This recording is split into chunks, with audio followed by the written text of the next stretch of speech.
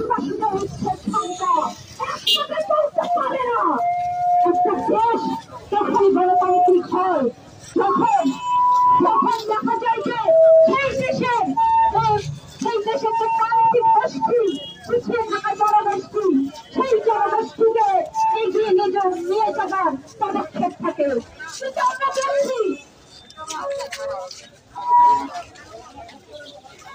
কিন্তু আমরা দেখছি সেই আদিবাসীদেরকে ভূমি থেকে উচ্ছেদ করছে, তাদের দিকে তাদের মামলা করছে, হয়রানি করছে পুলিশ দিয়ে, বাড়িতে পর্যন্ত থাকতে পারছে না। আমি দিনাজপুরে থাকি, দিনাজপুরের নবাবগঞ্জ থেকে শুরু করে ভোলাঘাট থেকে শুরু করে সমস্ত জায়গায় আদিবাসীদের উচ্ছেদ চলছে। এবং আমরা জানি সংসদ যিনি আইন প্রণেতা, আদিবাসীদের জায়গা দখল করে স্বপ্নপুরী তৈরি করে আদিবাসীদের স্বপ্নকে ধূলিসাৎ করে দিয়েছে, দুঃস্বপ্নে পরিণত করেছে। ফলে আমরা বলতে চাই এই ফার্মের জমি আদিবাসীদের জমি, সেই জমি আদিবাসীরা ছাড়বে না, সেই জমি আদিবাসীরা ছাড়বে। রাষ্ট্রীয় দখল চলবে না। ফলে একদিকে যেমন রাষ্ট্রীয় দখল চলছে, ব্যক্তি পর্যায়ে দখল চলছে, অন্যদিকে আদিবাসীদেরকে ভোট ব্যাংক হিসেবে ব্যবহার করছে। নির্বাচন আবার আদিবাসীদের উপরে প্রভাব ফেলবে।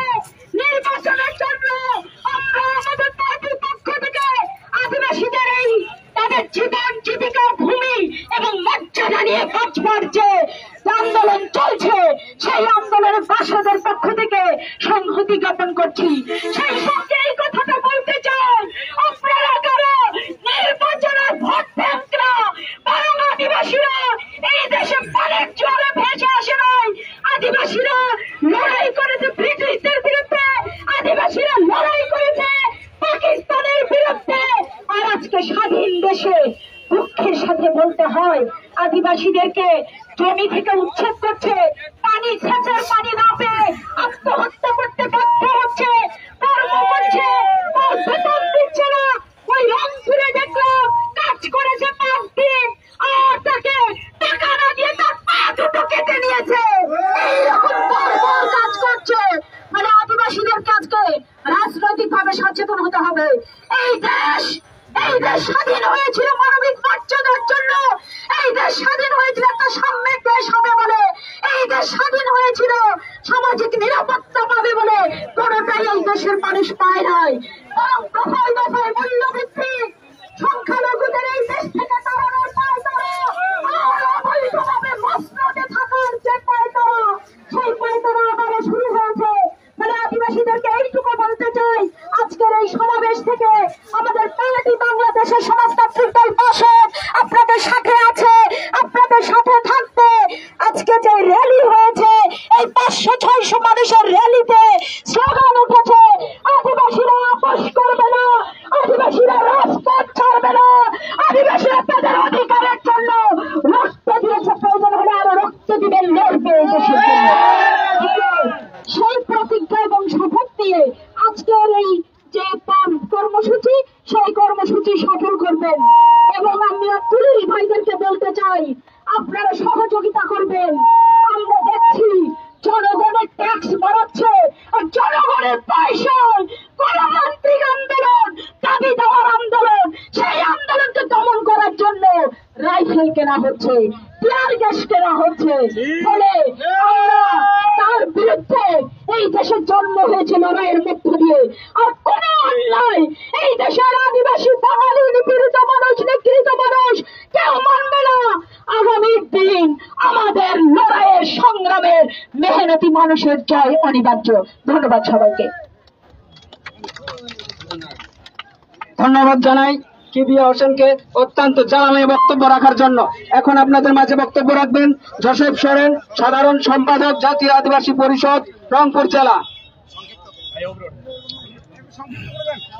ধন্যবাদ। সংগ্রামী ভাই বোনেরা, বিভিন্ন জেলা থেকে আগত এই সমাবেশে আপনাদের জেলার সভাপতি, উপজেলা সভাপতি, সেক্রেটারি, এবং স্থানীয় ভূমি উদ্ধার কমিটির সকল সদস্যবৃন্দকে এবং আজকে উপস্থিত এখানে সকল ভাই ও বোনেদেরকে আমার শুভেচ্ছা জানাই। প্রিয় ভাই ও বোনেরা, আপনারা জানেন বাংলাদেশে আমাদের এই বাংলাদেশে বিভিন্ন জেলায় আদিবাসীরা বাস করে, কিন্তু কিভাবে বাস করে আপনারা জানেন? আপনারা জানেন আদিবাসীদের বিভিন্নভাবে বিচ্ছেদের পায়তারা চলছে। আমাদের এই রংপুর থেকে ঠাকুরগাঁ পঞ্চগড় থেকে সেই তেঁতুলিয়া থেকে শুরু করে টেকনাফ পর্যন্ত আমাদের আদিবাসীদের বাস করে। আপনারা জানেন এই আদিবাসীদের উচ্ছেদ করার জন্য বিভিন্নভাবে বিভিন্ন মহল চেষ্টা করে যাচ্ছে, কিন্তু আপনারা সফল হতে পারবেন না। আমরা যদি আদিবাসীরা থাকি দেখি, আমরা যদি বাংলাদেশে বাস করি, তাহলে আমরা সফল হতে দেবে না। এটাকে আমরা বিভিন্ন জায়গায় বিভিন্ন অবস্থাতেই আমাদের এই পরিষদ সংগ্রাম পরিষদ গঠিত আছে। আমরা জানি সংগ্রামী ভাই বোনেরা, আমাদের বাংলাদেশে 50-এর অধিক আদিবাসী বাস করে। আমরা এই দেশে স্বাধীন করার জন্য বিভিন্নভাবে বিভিন্ন অবস্থাতে আমরা পাকিস্তানদের সাথে যুদ্ধ করেছি, পাকিস্তানদের সাথে লড়াই করেছি। আমরা লড়াই করেছি সংস্কৃতি রক্ষার জন্য, আমাদের ভাষা রক্ষার জন্য। আমরা লড়াই করেছি আমাদের আদিবাসীদের এবং বাংলাদেশে বসবাসরত সকল জাতিদের অবদান রক্ষার জন্য। কিন্তু আজকে আমাদের বাংলাদেশে আদিবাসীরা কোথায়?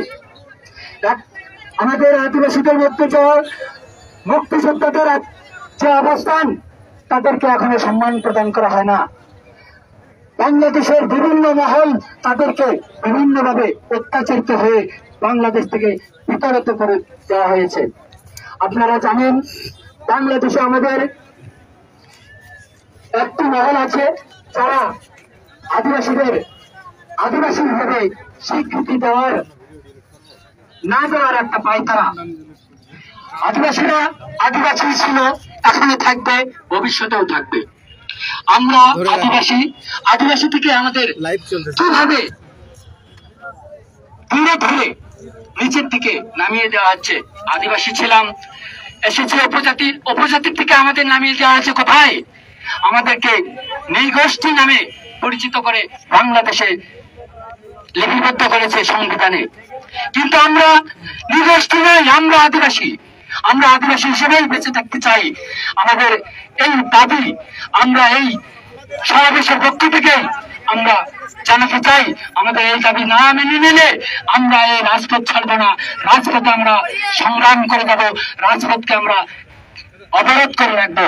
আজকে আমরা এই সম্মেলন থেকে আমি জানাতে চাই, আমাদের আদিবাসী ভাই বোনেরা, আমরা কখনোই এই সংগ্রাম থেকে বেঁচে যাব না। আমরা রক্ত দিয়েছি, রক্ত আরো দেব এবং এই সংগ্রামকে সফল করব। সম্মান সবাইকে আমার জাতীয় আদিবাসী পরিষদ রংপুর পক্ষ থেকে ধন্যবাদ।